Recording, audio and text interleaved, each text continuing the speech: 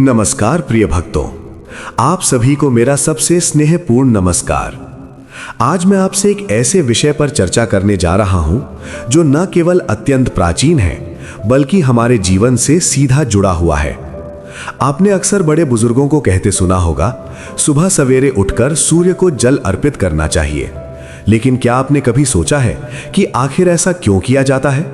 क्या सच में सूर्य को जल देने से हमारी किस्मत बदल सकती है? क्या इस छोटे से कर्म से जीवन की बड़ी बड़ी समस्याएं हल हो सकती हैं? अगर आपके मन में भी ये सवाल है तो आज का ये वीडियो आपके लिए ही है। लेकिन उससे पहले मैं आपसे एक छोटी सी विनती करना चाहता हूं। ये विषय बहुत ही गहन और ज्ञानवर्धक है।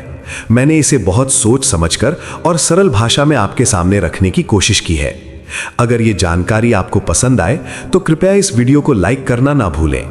लाइक करने से मुझे पता चलता है कि आपको ये विषय पसंद आ रहा है और मैं आपके लिए ऐसे ही और भी रोचक विषय ला सकता हूं। तो देर किस बात की, अभी इस वीडियो पर डबल लाइक का बटन दबाइए और इसे अधिक से अधिक लोगों तक पहुंचाने के लिए शेयर कीजिए। साथ ही चैनल को सब्सक्राइब करना भी बिल्कुल ना भूलें, ताकि आपको ऐसी ही अमूल्य जानकारियां समय समय पर मिलती रहें। तो चलिए अब बिना किसी देरी के शुरू करते हैं इस अद्भुत गाथा को। आज हम बात करेंगे एक ऐसे व्यक्ति की जिसका नाम था दीनानाथ। दीनानाथ एक गरीब ब्राह्मण थे। वो एक छोटे से गांव में अपनी पत्नी और 3 बच्चों के साथ रहते थे। उनके पास ना तो कोई जमीन जायदाद थी, न ही धन दौलत। गुजर बसर करना भी मुश्किल हो गया था। दीनानाथ बहुत अच्छे और ईमानदार इंसान थे, लेकिन किस्मत को कुछ और ही मंजूर था। वो दिन रात मेहनत करते, कहीं पूजा पाठ कराते तो कभी बच्चों को पढ़ाते, लेकिन घर की आर्थिक स्थिति में कोई सुधार नहीं हो रहा था। उनकी पत्नी सावित्री बहुत धैर्यवान और संस्कारी महिला थी। वो हमेशा अपने पति का हौसला बढ़ाती, लेकिन कभी कभी उनसे भी रहा नहीं जाता था। बच्चों के लिए 2 वक्त की रोटी का जुगाड़ करना मुश्किल हो रहा था। एक दिन जब घर में अन्न का एक दाना भी नहीं बचा तो सावित्री ने दीनानाथ से कहा, प्रभु, अब हमसे नहीं होता। हम रोज सुबह उठकर भगवान का नाम लेते हैं, पूजा करते हैं, लेकिन फिर भी हालत यह है। क्या हमारी किस्मत में हमेशा दुख ही लिखा है? दीनानाथ ने धैर्यपूर्वक कहा, सावित्री, धैर्य रखो। भगवान की लीला अगम है। वो जो भी करते हैं भले के लिए ही करते हैं। लेकिन उस रात दीनानाथ को नींद नहीं आई। वो सोचते रहे कि आखिर उनसे क्या गलती हुई। इतने अच्छे कर्म करने के बाद भी उनके जीवन में इतना दुख क्यों है? वो परेशान होकर घर के बाहर बरामदे में बैठ गए। रात बहुत गहरी थी, चारों तरफ सन्नाटा पसरा हुआ था। तभी अचानक उनकी नींद झपकी आ गई और उन्होंने एक स्वप्न देखा। स्वप्न में उनके सामने एक दिव्य पुरुष प्रकट हुए। उनका तेज अद्भुत था, शरीर से प्रकाश फूट रहा था। वो दिव्य पुरुष बोले, दीनानाथ, मैं तुम्हारी समस्या जानता हूं, तुम दुखी क्यों हो? दीनानाथ ने हाथ जोड़कर कहा, प्रभु, मैं कोई बड़ा पापी तो नहीं हूं, फिर मेरे जीवन में इतने कष्ट क्यों हैं? दिव्य पुरुष ने मुस्कुराते हुए कहा, दीनानाथ, तुमने कभी सूर्य को जल चढ़ाया है? दीनानाथ ने कहा, प्रभु, मैं रोज सुबह नहा धोकर भगवान का ध्यान करता हूं, लेकिन सूर्य को जल चढ़ाने का विधान तो मैं जानता हूं, लेकिन मैंने उसे कभी नियमित रूप से नहीं किया। कभी जल्दी में, कभी समय नहीं मिलता तो छूट जाता है। दिव्य पुरुष गंभीर होकर बोले, यही तुम्हारी सबसे बड़ी भूल है दीनानाथ। सूर्य इस सृष्टि की आत्मा है। वो प्रत्यक्ष देवता है। वो न केवल हमें प्रकाश और ऊर्जा देते हैं, बल्कि वो हमारे जीवन की सभी समस्याओं का समाधान भी कर सकते हैं। जो मनुष्य नियमित रूप से सूर्योदय के समय उन्हें जल चढ़ाता है, उसके जीवन में कभी धन, स्वास्थ्य और सुख समृद्धि की कमी नहीं होती। सूर्य को जल देने का अर्थ है उनकी ऊर्जा से जुड़ना, उनका आशीर्वाद प्राप्त करना। ये केवल एक धार्मिक कर्म नहीं है, बल्कि ये एक वैज्ञानिक प्रक्रिया भी है। सूर्य की किरणें जल से होकर गुजरती हैं और उस जल के माध्यम से वे सकारात्मक ऊर्जा को ग्रहण करते हैं, जो हमारे शरीर, मन और मस्तिष्क पर गहरा प्रभाव डालती है।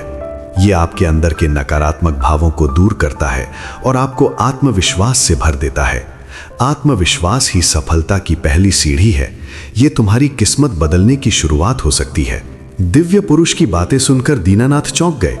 उन्हें एहसास हुआ कि वो एक बहुत बड़ी चीज की उपेक्षा कर रहे थे। वो कहने भर को भगवान को मानते थे, लेकिन उनके बताए सरल मार्ग पर नहीं चलते थे।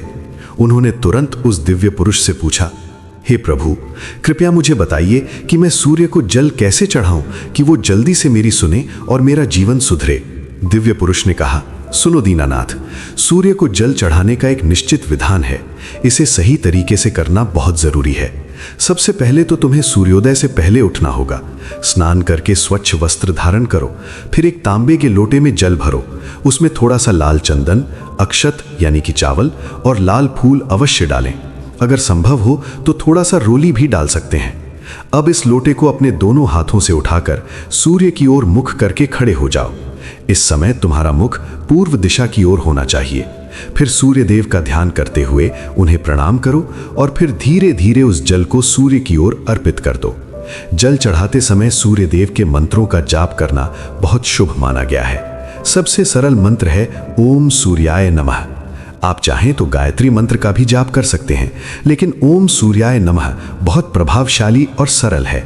दिव्य पुरुष ने आगे बताया, जल चढ़ाते समय यह ध्यान रखना कि जल की धार टूटे नहीं, एक समान बहती रहे। जल चढ़ाने के बाद कुछ देर सूर्य देव की आराधना करें और उनसे अपने परिवार की सुख समृद्धि की प्रार्थना करें। फिर उसी स्थान पर थोड़ी देर बैठकर सूर्य की किरणों का सेवन करें। इससे आपको अद्भुत ऊर्जा मिलेगी। ये कर्म केवल एक अनुष्ठान नहीं है, बल्कि ये आपके और सृष्टि के मूल स्रोत के बीच एक संबंध स्थापित करता है। दीनानाथ ने पूरी श्रद्धा से सब कुछ सुना और स्वप्न टूट गया। सुबह हुई तो उन्होंने सबसे पहले अपनी पत्नी को यह सपना सुनाया। सावित्री ने भी इसे ईश्वर का संकेत माना। उसी दिन से दीनानाथ ने नियमित रूप से सूर्य को जल चढ़ाना शुरू कर दिया।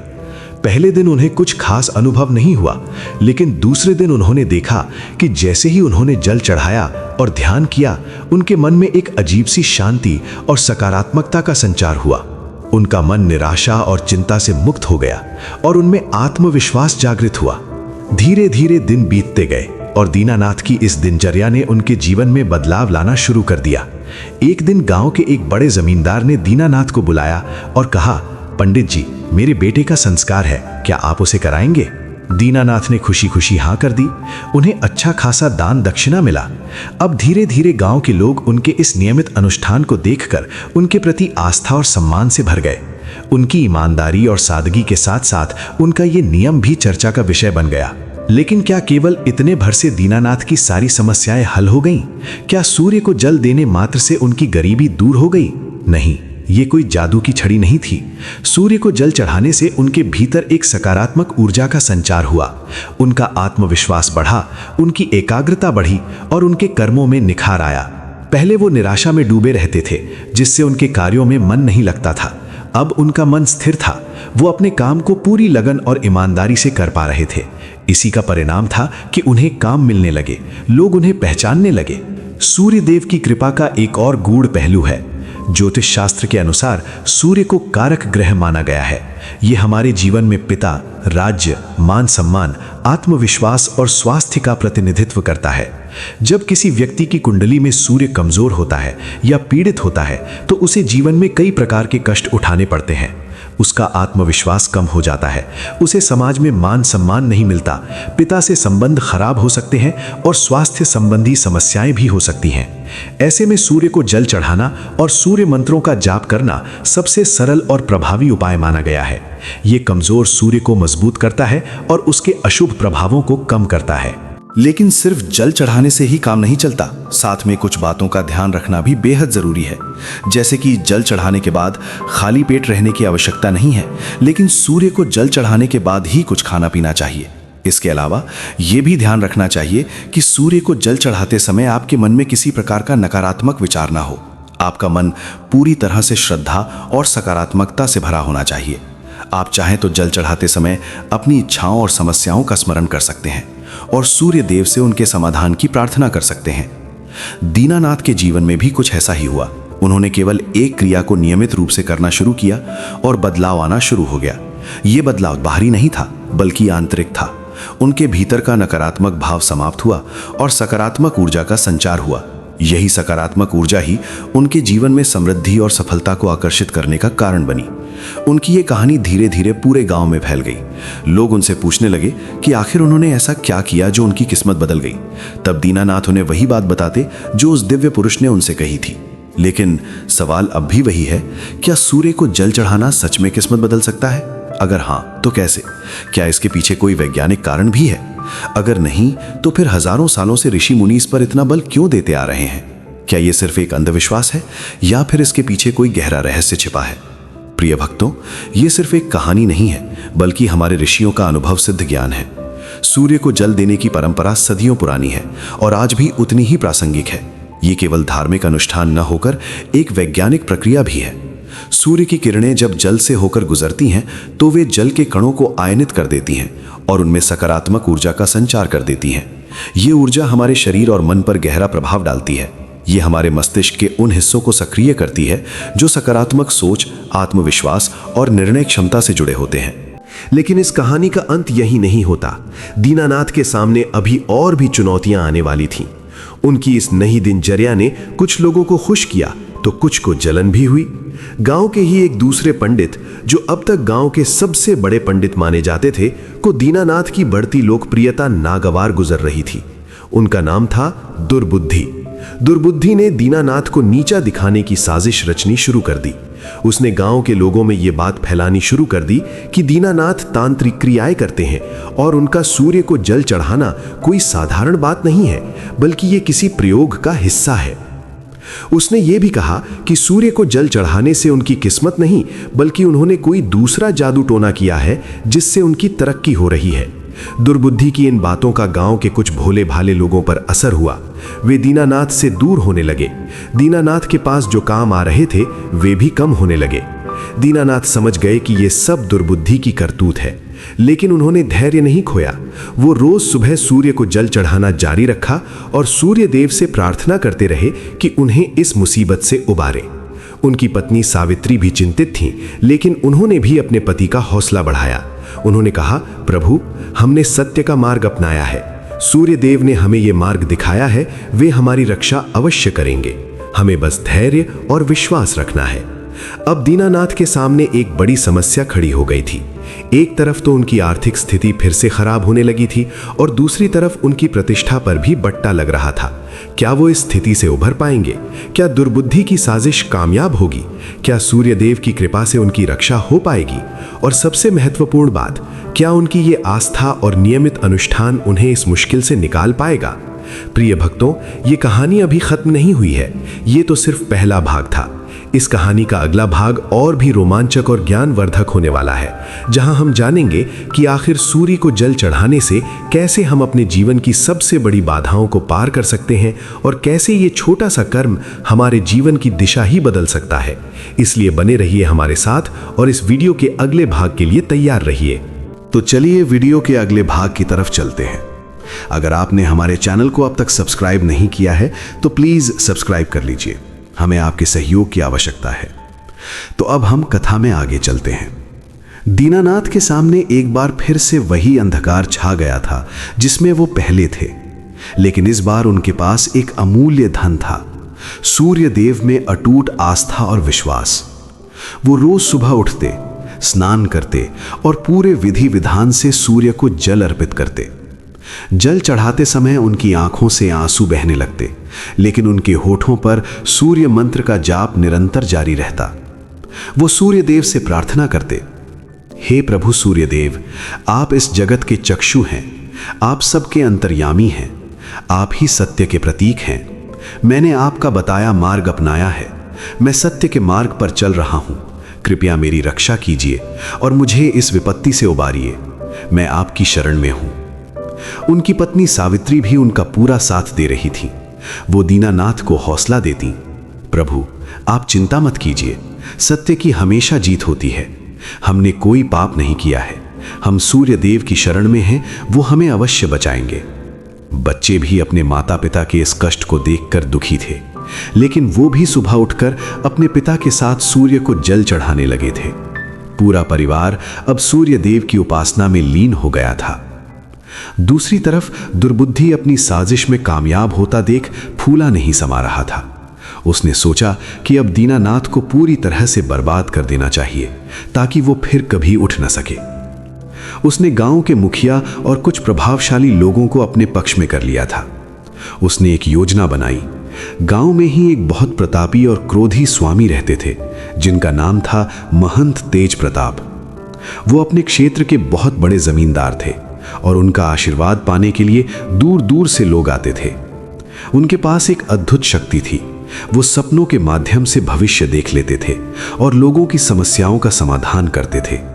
लेकिन वो बहुत क्रोधी स्वभाव के थे और अगर कोई उनके सामने झूठ बोलता या कोई गलत काम करता तो उन्हें भयंकर क्रोध आता था। दुर्बुद्धि ने सोचा कि अगर वो महंत तेज प्रताप को दीनानाथ के खिलाफ भड़का दे तो दीनानाथ का काम तमाम हो जाएगा। वो महंत के पास गया और बोला, महाराज, आपको एक बहुत बड़ा धोखा हो रहा है। हमारे गांव में एक व्यक्ति है दीनानाथ, वो रोज सुबह किसी तांत्रिक क्रिया में लगा रहता है। वो सूर्य को जल चढ़ाने के नाम पर कुछ और ही करता है। उसने अपने इस जादू टोने से लोगों को मोह लिया है, लेकिन मैंने तो उसे कभी सच्चे मन से पूजा करते नहीं देखा। उसकी नीयत बिल्कुल साफ नहीं है। आप उसे सबक सिखाइए, नहीं तो ये पूरे गांव को बर्बाद कर देगा। महंत तेज प्रताप ने यह सुना तो उनकी भौवें तन गईं। वो बोले, क्या मेरे क्षेत्र में कोई ऐसा घोर कर्म कर रहा है? मैं कल सुबह ही उसे देखने जाऊंगा। अगर तुम्हारी बात सच हुई तो मैं उसे ऐसा सबक सिखाऊंगा कि वो जीवन भर याद रखेगा। दुर्बुद्धि ये सुनकर बहुत खुश हुआ और मन ही मन दीनानाथ की बर्बादी का स्वप्न देखने लगा। अगले दिन सुबह सुबह जब दीनानाथ हमेशा की तरह सूर्य को जल चढ़ाने के लिए नदी के किनारे गए तो उन्होंने देखा कि वहां एक भव्य रथ आकर रुका है। उस रथ में से महंत तेज प्रताप अपने कुछ सशस्त्र अनुयायियों के साथ उतरे। दीनानाथ ने उन्हें देखा तो वो भयभीत नहीं हुए, बल्कि उनके मन में एक अजीब सी शांति और समर्पण का भाव आया। उन्होंने सोचा, जो भी हो, होनी वही होगी जो सूर्य देव को मंजूर है। उन्होंने बिना किसी व्यवधान के अपनी पूजा जारी रखी। उन्होंने तांबे के लोटे में जल भरा, उसमें लाल चंदन, अक्षत और लाल फूल डाले और दोनों हाथों से लोटा उठाकर सूर्य की ओर देखा। उनके मुख से निकल रहा था, ओम सूर्याय नमः, ओम सूर्याय नमः। उन्होंने धीरे धीरे जल की धारा सूर्य की ओर अर्पित की। जल की बूंदें सूर्य की किरणों में जगमगा रही थीं, मानो सूर्य देव उनकी भेंट स्वीकार कर रहे हों। महंत तेज प्रताप और उनके अनुयायी ये दृश्य देखकर स्तब्ध रह गए। दीनानाथ के चेहरे पर अपार श्रद्धा और भक्ति का तेज था। उनके मन में कोई भय नहीं था, कोई द्वेष नहीं था, केवल सूर्य देव के प्रति अटूट विश्वास और प्रेम था। महंत तेज प्रताप ने जब ये दिव्य दृश्य देखा तो उनके मन में जो क्रोध था वो शांत हो गया और उसकी जगह एक अद्भुत श्रद्धा ने ले ली। वो दीनानाथ की इस साधना को देखकर अभिभूत हो गए। उन्होंने अपने अनुयायियों से कहा, ठहरो, कोई हड़बड़ी मत करो। ये व्यक्ति कोई तांत्रिक या जादूगर नहीं है, ये तो सच्चा भक्त है। इसके चेहरे पर जो तेज है वो केवल सच्ची साधना से ही आता है। जब दीनानाथ ने जल अर्पित करना समाप्त किया और आंखें खोली तो उन्होंने देखा कि महंत तेज प्रताप उनके सामने खड़े हैं। उन्होंने तुरंत उन्हें प्रणाम किया। महंत तेज प्रताप ने उन्हें आशीर्वाद दिया और पूछा, वत्स, तुम कौन हो और ये क्या कर रहे हो? दीनानाथ ने सारी कहानी बताई, कैसे वो गरीबी और दुखों से घिरे थे, कैसे उन्होंने स्वप्न में सूर्यदेव को देखा और कैसे वो तब से नियमित रूप से सूर्य को जल चढ़ा रहे हैं। उन्होंने ये भी बताया कि कैसे दुर्बुद्धि उनकी बदनामी कर रहा है और कैसे लोग उनसे दूर हो गए हैं। उन्होंने कहा, महाराज, मैंने कोई गलत काम नहीं किया है। मैं तो बस सूर्यदेव की आज्ञा का पालन कर रहा हूँ। मेरे पास इसके अलावा और कोई सहारा नहीं है। महंत तेज प्रताप ने उनकी बातें ध्यान से सुनी। वो एक ज्ञानी और अनुभवी पुरुष थे। वो जानते थे कि सूर्य उपासना का कितना महत्व है। उन्होंने दीनानाथ के अटूट विश्वास और सादगी को देखा और उनका मन पसीज गया। वो बोले, वत्स, तुमने सच्चे मन से सूर्यदेव की आराधना की है। सूर्यदेव तुमसे बहुत प्रसन्न है। मैं तुम्हारी तपस्या से अभिभूत हूँ। जो व्यक्ति नियमित रूप से ऐसे श्रद्धा भाव से सूर्य को जल चढ़ाता है, उसके जीवन में दुख कभी नहीं ठहर सकते। तुम चिंता मत करो, मैं हूं ना। महंत ने तुरंत अपने दूतों को बुलाया और दुर्बुद्धि को वहां बुलवा लिया। जब दुर्बुद्धि वहां आया तो उसने देखा कि महंत दीनानाथ के साथ बैठे हुए हैं और उनसे बड़े प्रेम से बात कर रहे हैं। उसके पैरों तले जमीन खिसक गई। महंत ने उसे देखते ही गरज कर कहा, दुर्बुद्धि, तूने मुझसे झूठ बोला। तूने इस सच्चे भक्त के खिलाफ झूठी बातें फैलाई। तूने एक निर्दोष और साधु व्यक्ति को बदनाम करने की कोशिश की। तुझे इसका परिणाम भुगतना पड़ेगा। दुर्बुद्धि डर के मारे कांपने लगा। उसने दीनानाथ के पैर पकड़ लिए और गिड़गिड़ाते हुए बोला, पंडित जी, मुझे माफ कर दीजिए। मुझसे बहुत बड़ी गलती हो गई। मैं आपकी बढ़ती लोकप्रियता से जल गया था। मैंने आपको नीचा दिखाने के लिए ये सब किया। मुझे क्षमा कर दीजिए। दीनानाथ का हृदय बहुत दयालु था। उन्होंने उसे उठाया और गले लगा लिया। उन्होंने कहा, भाई, क्षमा करना सबसे बड़ा धर्म है। तूने मेरा बुरा चाहा, लेकिन मैं तेरा भला ही चाहता हूँ। मैं तुझे क्षमा करता हूँ, बस आगे से किसी की बुराई मत करना। सूर्यदेव की कृपा से तू भी सद्बुद्धि प्राप्त करे। महंत तेज प्रताप ने दीनानाथ की इस उदारता को देखा तो वो और भी अधिक प्रभावित हुए। उन्होंने कहा, वत्स, तुमने सच्चे अर्थों में सूर्यदेव की उपासना को सार्थक किया है। सूर्य के समान तेजस्वी और उदार तुम्हारा हृदय है। आज से मैं तुम्हें अपना आशीर्वाद देता हूं। तुम मेरे आश्रम में रहकर सूर्य उपासना का प्रचार करो। मैं तुम्हारे परिवार की सभी जिम्मेदारियां उठाऊंगा। तुम्हें किसी बात की कमी नहीं होने दूंगा। दीनानाथ की आंखों से खुशी के आंसू बह निकले। उन्होंने महंत के चरणों में गिरकर उनका आशीर्वाद लिया। अब दीनानाथ का जीवन पूरी तरह से बदल गया था। वो महंत के आश्रम में रहने लगे और वहां आने वाले हर व्यक्ति को सूर्य को जल चढ़ाने का महत्व समझाने लगे। वो बताते कि ये कोई जादू नहीं है, बल्कि एक वैज्ञानिक और आध्यात्मिक प्रक्रिया है जो हमारे जीवन को सकारात्मक ऊर्जा से भर देती है। उनके सरल और स्पष्ट उपदेशों से लोग बहुत प्रभावित होते। धीरे धीरे दूर दूर से लोग उनके दर्शन करने और सूर्य उपासना की दीक्षा लेने आने लगे। दीनानाथ ने कभी किसी से बदला नहीं लिया, ना ही कभी किसी के प्रति द्वेष भाव रखा। उन्होंने दुर्बुद्धि को भी माफ कर दिया और उसे सही मार्ग पर चलने की प्रेरणा दी। दुर्बुद्धि को अपनी गलती का एहसास हुआ और उसने भी सूर्य उपासना शुरू कर दी। वो भी दीनानाथ का शिष्य बन गया और जीवन भर पश्चाताप करते हुए सत्कर्मों में लगा रहा। दीनानाथ के जीवन की ये कहानी पूरे क्षेत्र में फैल गई। लोग समझ गए कि सूर्य को जल चढ़ाना कोई अंधविश्वास नहीं, बल्कि एक ऐसा माध्यम है जो हमें सृष्टि के मूल स्रोत से जोड़ता है और हमारे जीवन में सकारात्मक परिवर्तन लाता है। ये केवल धन दौलत पाने का साधन नहीं है, बल्कि ये हमारे अंदर के अंधकार को मिटाकर हमें आत्मविश्वासी, साहसी और सकारात्मकता से भर देता है। ये हमारे कर्मों को शुद्ध करता है और हमें सही मार्ग पर चलने की प्रेरणा देता है। प्रिय भक्तों, ये कहानी हमें सिखाती है कि सूर्य को जल चढ़ाना केवल एक धार्मिक अनुष्ठान नहीं है, बल्कि ये एक जीवन पद्धति है। ये हमारे जीवन को सकारात्मक ऊर्जा से भर देता है और हमारे अंदर के नकारात्मक भावों को दूर करता है। ये हमें आत्मविश्वासी, साहसी और सकारात्मक बनाता है। जब हम सकारात्मक होते हैं तो हमारे कर्म भी सकारात्मक होते हैं और सकारात्मक कर्म ही सफलता और समृद्धि की ओर ले जाते हैं। इस कहानी का सबसे बड़ा संदेश यह है कि हमें कभी भी आस्था और विश्वास नहीं खोना चाहिए।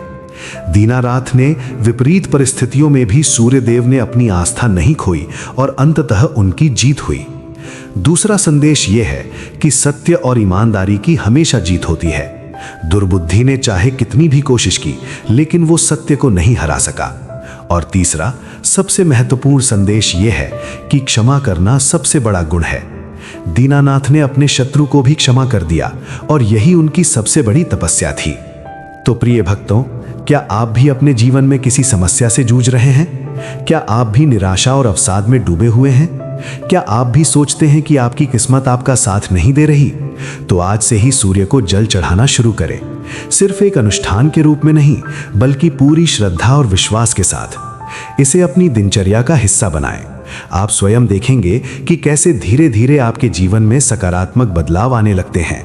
आपका आत्मविश्वास बढ़ेगा, आपके निर्णय सही होंगे और आपके कर्म सफल होंगे।